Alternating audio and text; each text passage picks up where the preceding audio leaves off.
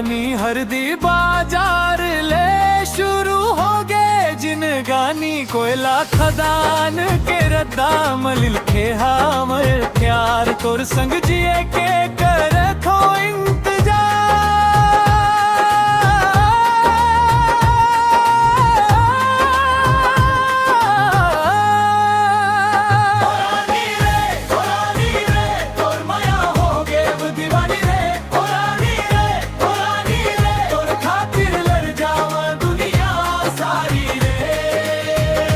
हरदी बाजार के गली गली माँ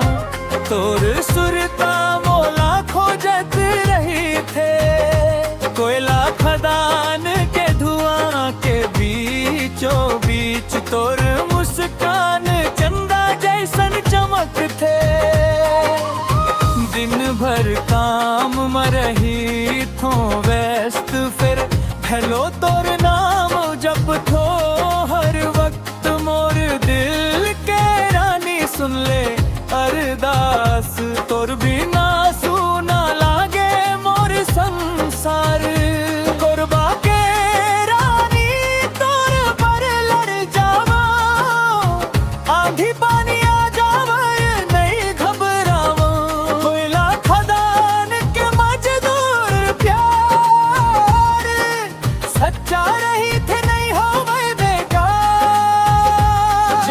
नजर तोर ऊपर उठही पहली मोर सामना वो करही मयाम कोमल जिगर माग है तोर खतिर मोर सीना फौलाद है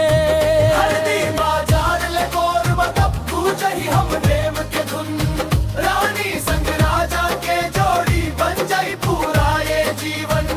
रात अंधियारी खदान के रत्ता तोर सुरता बन जाते मोर उजियारा दूर रही के घलो लगते पास तोर माया माँ बस गए मोर संसार कोरबा के रानी मोर दिल के कहानी हरदी